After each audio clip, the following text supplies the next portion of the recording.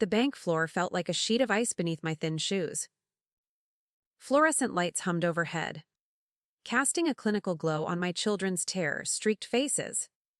I stood at the counter, clutching a faded plastic card. After the divorce, my husband threw me and the kids out without a cent on Christmas Eve.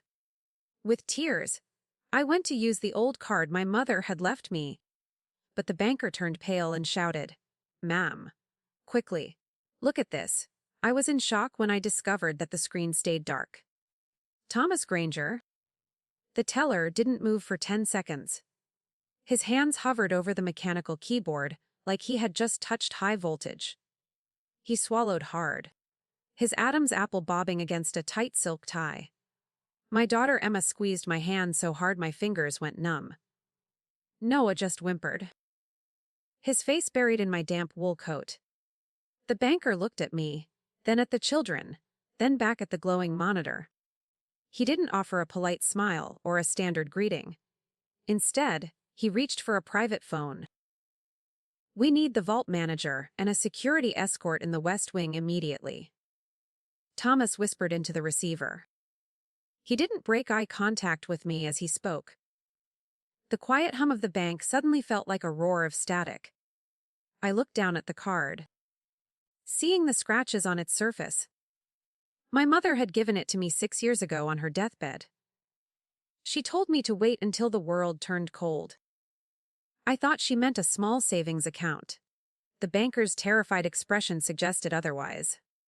He stood up abruptly, nearly knocking over his leather chair. He motioned for us to follow him toward a heavy mahogany door. My heart hammered against my ribs like a trapped bird. We walked past the empty teller windows and the velvet ropes. Every step felt heavier than the last.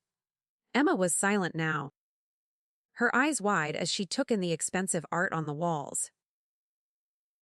We weren't going to a standard cubicle. We were heading toward the deepest part of the building. The air grew noticeably colder. Inside the office, the manager was already waiting with a thick leather binder. He didn't ask for my identification. He simply slid a single document across the desk.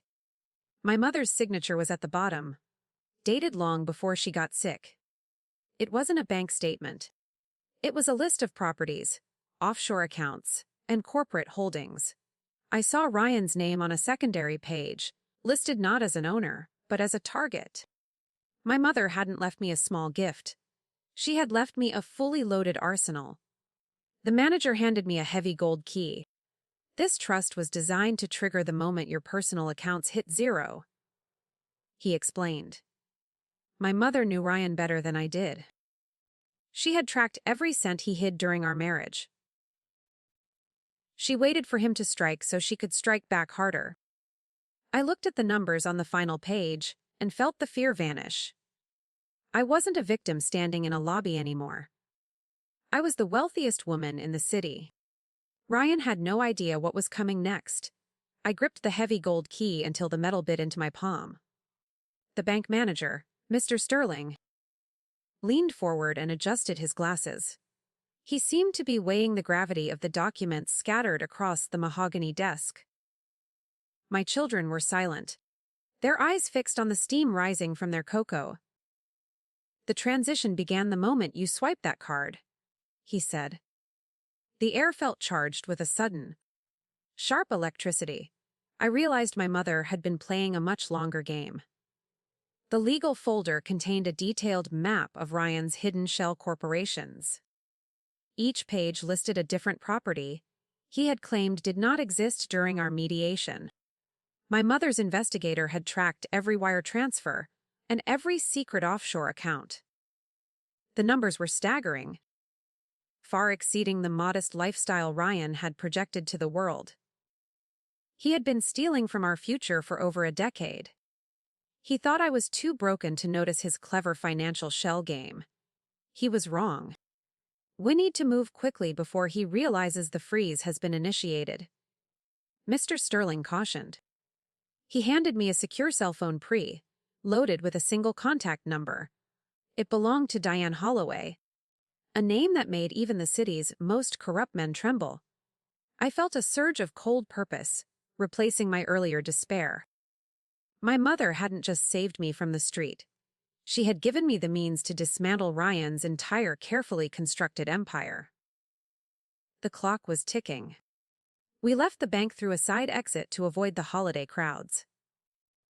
The wind whipped snow against my face, but I barely felt the chill.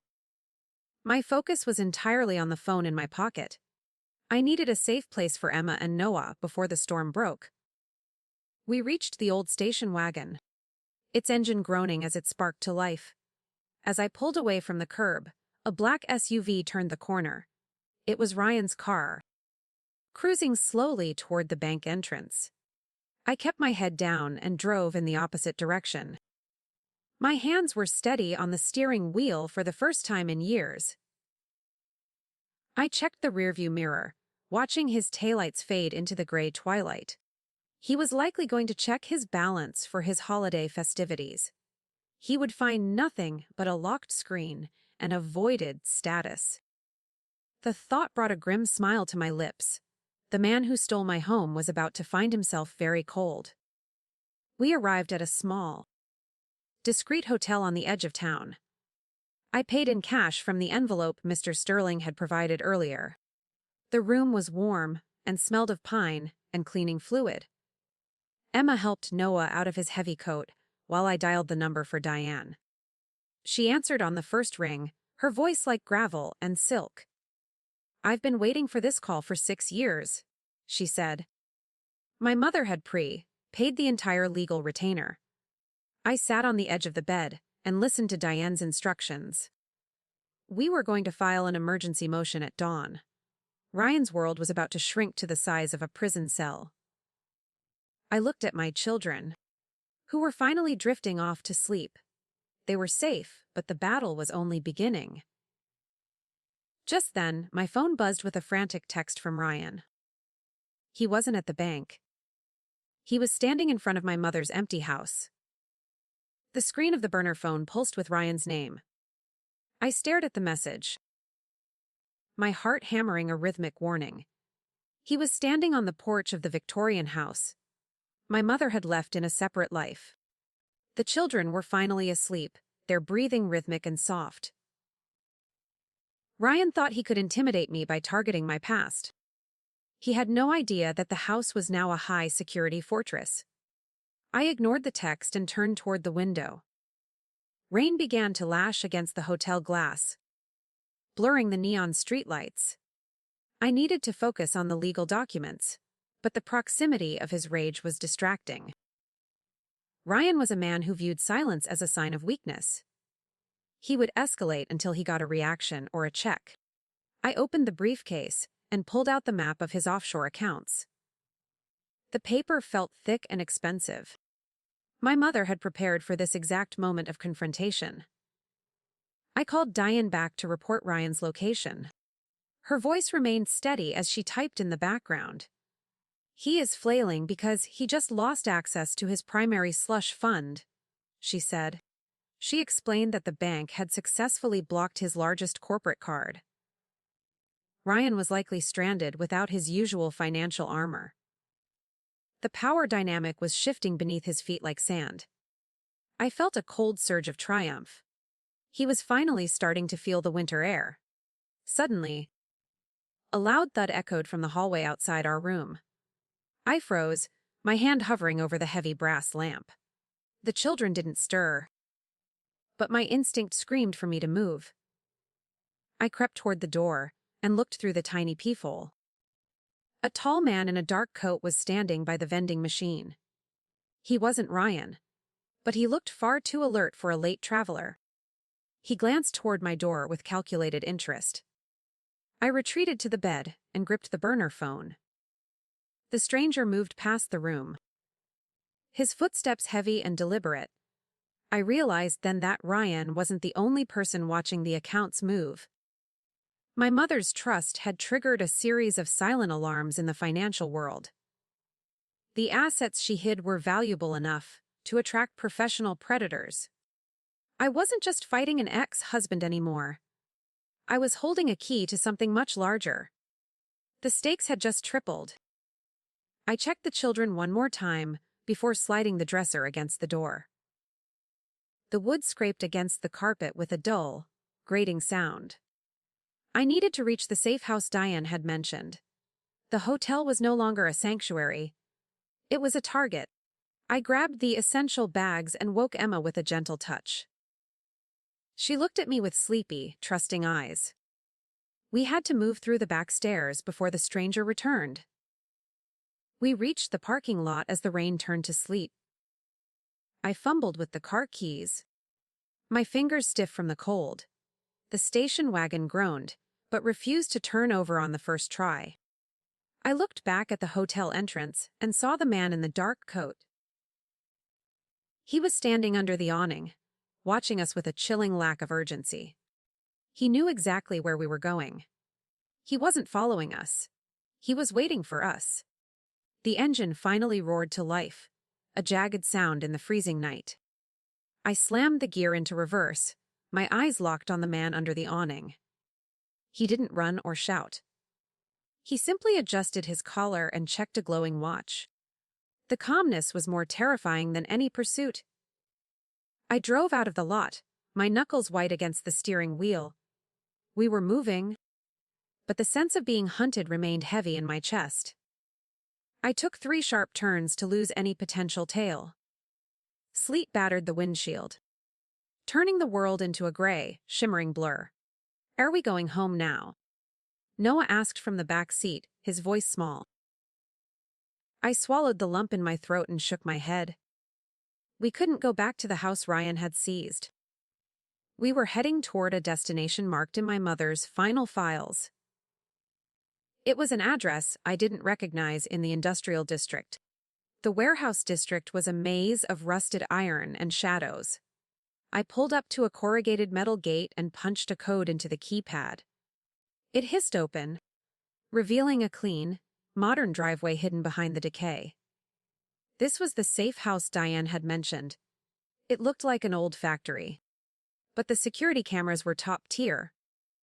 I parked the car and hurried the children inside. The heavy door locked with a reassuring, electronic thud. Inside, the space was surprisingly warm and fully furnished. I dropped my bags and checked the internal monitors. A grid of 16 camera feeds covered every inch of the perimeter. My mother hadn't just saved money, she had built a sanctuary. I sat at the kitchen island and opened the second folder from the bank. It contained a list of names I had never heard. They weren't lawyers or bankers. They were Ryan's silent partners in the offshore scheme. The realization hit me like a physical blow to the stomach. Ryan wasn't the mastermind of the fraud. He was the middleman for a much larger operation, involving local politicians. My mother had been documenting a conspiracy that could sink half the city council. No wonder the man at the hotel looked like a professional. I wasn't just a scorned ex-wife anymore. I was a whistleblower with enough evidence to start a war. The pressure was suffocating.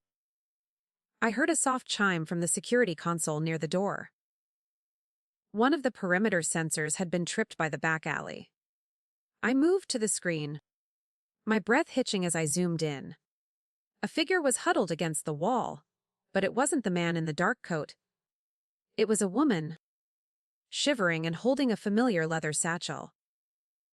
I recognized her from the moving truck earlier that evening. It was Madison, Ryan's new girlfriend. She looked directly into the camera lens with desperate, bloodshot eyes. She held up a small, handwritten sign that simply read, "He is coming for the kids." My blood turned to ice as I realized she wasn't there to haunt me.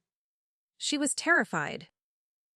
She knew what Ryan was capable of when his back was against the wall. I reached for the door handle, but then I stopped. I saw a second shadow moving behind her in the dark alley. I stepped away from the heavy door, my pulse thudding in my ears. The monitor showed Madison shaking in the freezing sleet. Behind her, a taller shadow detached itself from the brickwork. It wasn't the man from the hotel, but someone leaner and more predatory. I realized she was being used as bait to get me to unlock the gate. I grabbed the intercom handset with a trembling hand. "Leave now, Madison," I said, my voice sounding foreign. Madison looked up at the camera. Her expression sheer terror. She dropped the satchel, and a stack of legal documents spilled onto the wet pavement. They were originals from Ryan's home safe. Papers he thought were secure. The shadow behind her stepped into the light, revealing a badge on a chain. He wasn't a criminal. He was an investigator from the state's financial crimes unit. The power balance shifted instantly. He wasn't hunting me. He was hunting the money. Her Mrs. Whitman, we need those trust codes to freeze the final offshore accounts. The officer shouted. He didn't move toward the door, respecting the boundary of the safe house. I looked at the children, who were huddled on the sofa watching the screens. They didn't understand the complexity, but they knew the fear was real. I had to decide if I could trust the law when the law had failed me before. I opened the second drawer. Inside the drawer was a thumb drive shaped like a small silver key. My mother had labeled it with a single word: insurance. I plugged it into the console, and a map of local corruption illuminated the darkroom. It showed a direct link between Ryan's real estate firm and the very unit standing outside. The investigator on my screen was listed as a recipient of Ryan's monthly consulting fees. My breath hitched. He wasn't here to help. I didn't open the door. Instead, I hit the silent alarm that Diane Holloway had configured for emergencies. The system began an encrypted upload of the drive's contents to the federal authorities. Outside, the investigator realized the camera was tracking his movements with suspicious precision. He reached for his holster, his face twisting into a mask of pure aggression.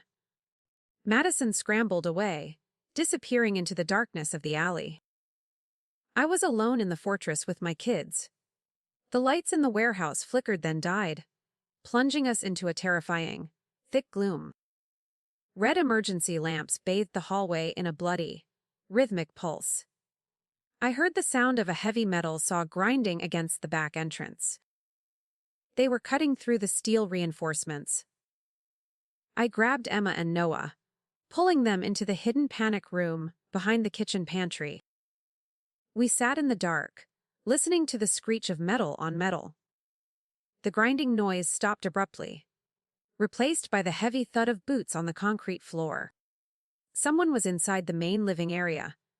I watched the small tablet screen that still had a feed from the internal cameras. A man walked into the kitchen, but it wasn't the investigator or the hotel stranger. It was Ryan. He was holding a crowbar and my mother's old, scratched debit card. He looked at the camera and smiled a jagged, broken smile. The panic room felt smaller as Ryan's heavy boots thudded against the kitchen tiles. I watched the tablet screen, my breathing shallow and jagged.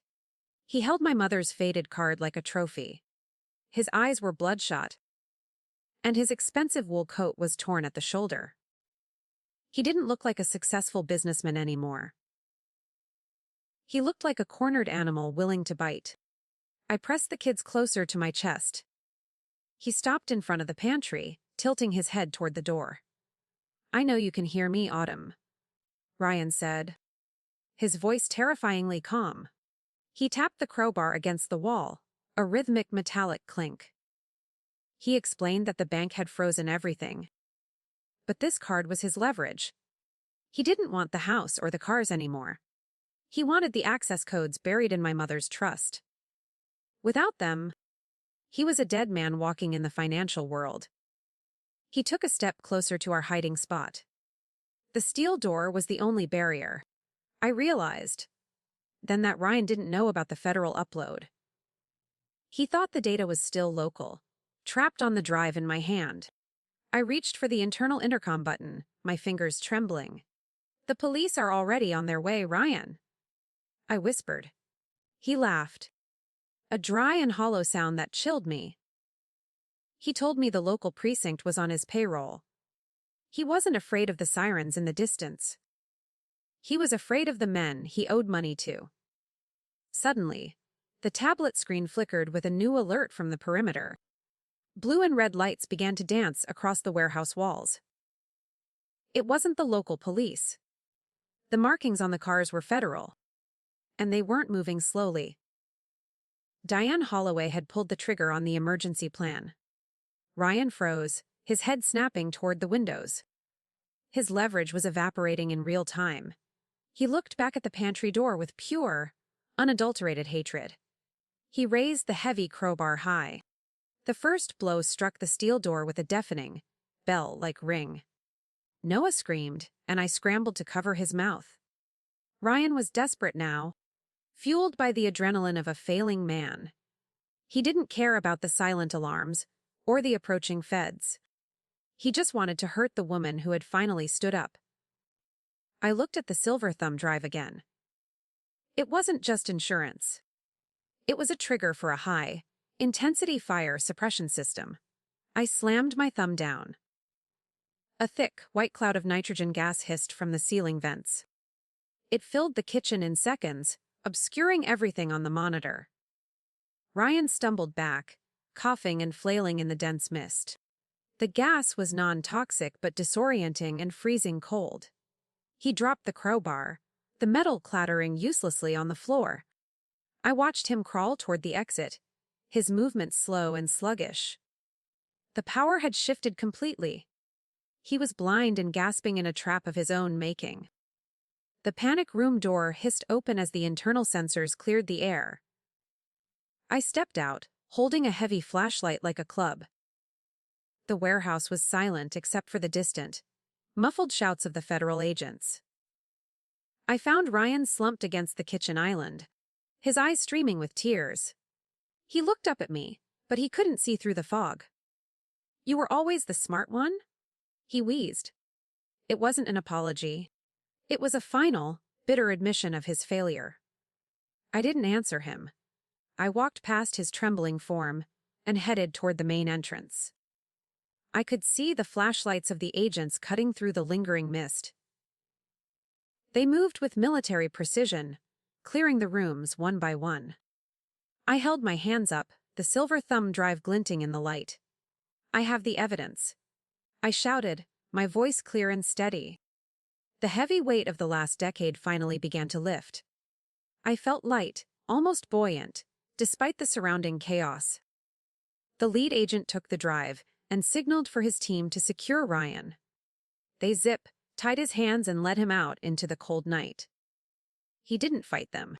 He just stared at the floor, his face a mask of defeat. I watched the black SUV drive away, its sirens fading into the sleet. Diane Holloway stepped out of the shadows, her coat perfectly dry. She nodded at me once. "It is over, Autumn," she said quietly. I finally let out a breath. We stood in the middle of the warehouse as the sun began to rise. The light was gray and weak, but it was the start of a new day. I looked back at the panic room where my children were emerging. They were safe. I stood by the kitchen island, watching Diane Holloway review the ledgers. I needed to focus on the next step. "The offshore accounts are still active," Diane noted. She tapped a finger on a red folder. We moved to the center console where the server hummed softly.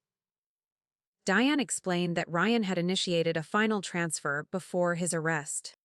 He had tried to empty the children's trust funds into a private bank in Zurich. I felt a surge of cold fury at the depth of his betrayal. He hadn't just wanted to win. He wanted to leave us with absolutely nothing. My fingers hovered over the keyboard. I had to intercept the transaction before the digital trail went cold and dark. The screen flashed a warning about an encrypted firewall. Ryan's silent partners were now actively blocking our access to the main server. Every second we hesitated meant another $1 million vanished into the void. I reached into my pocket and pulled out the gold key from the bank. It wasn't just for a physical door.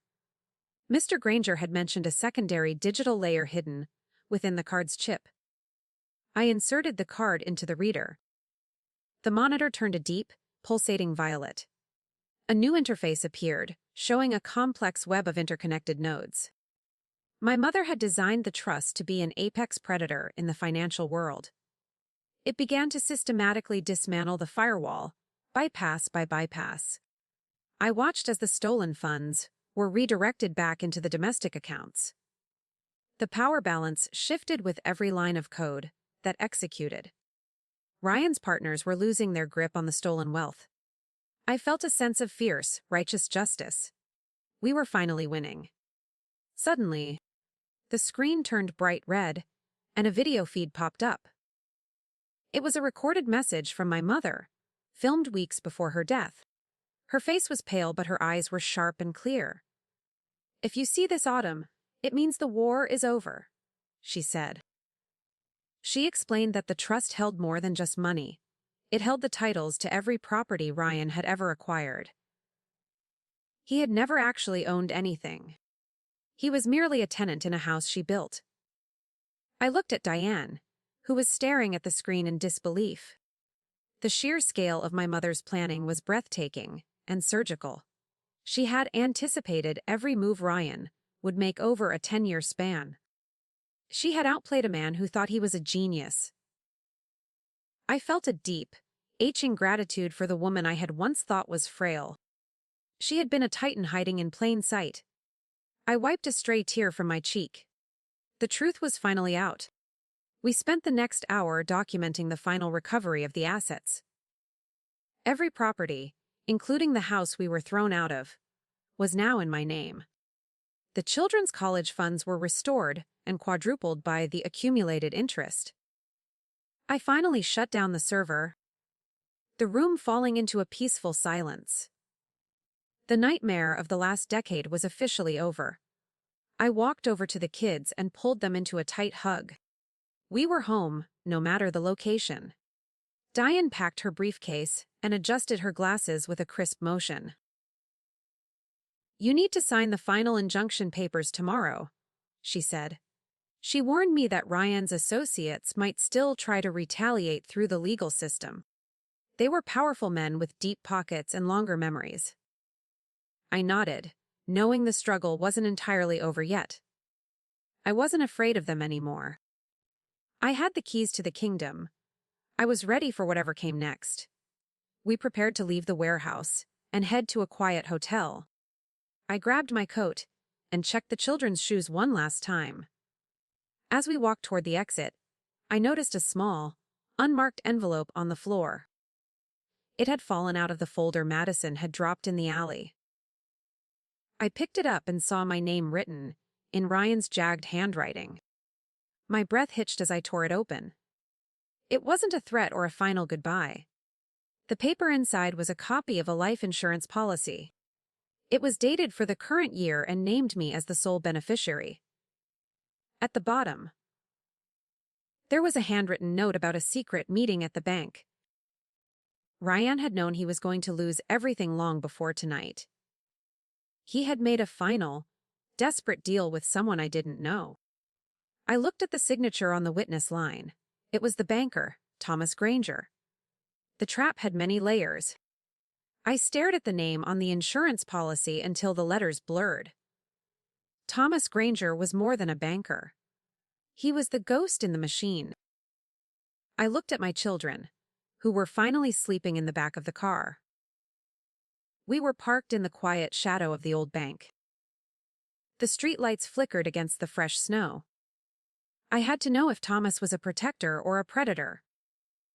I stepped out into the freezing night air alone. The side entrance of the bank hissed open before I could knock.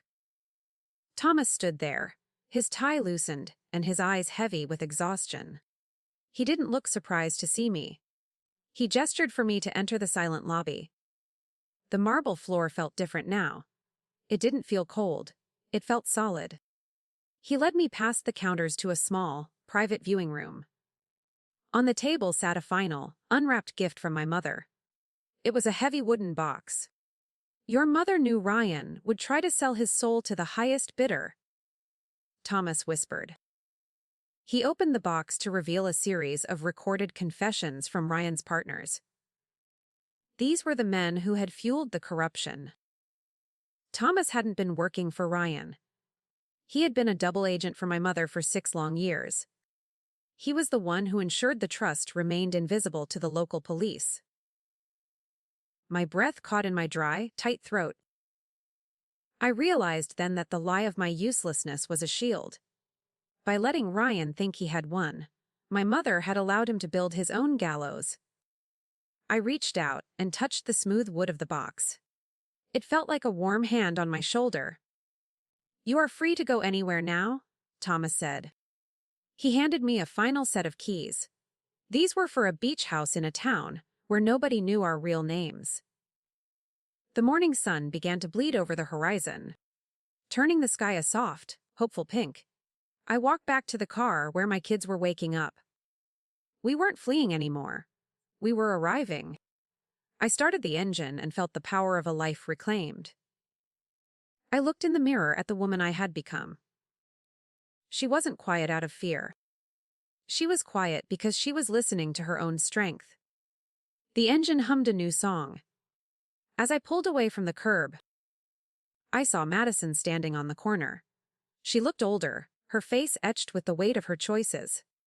She watched us go, her hands shoved deep into her pockets.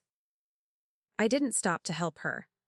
I had spent enough of my life saving people who didn't want to be saved. I pressed the accelerator and turned toward the open road. Just then, a second car pulled out behind us, keeping a steady distance.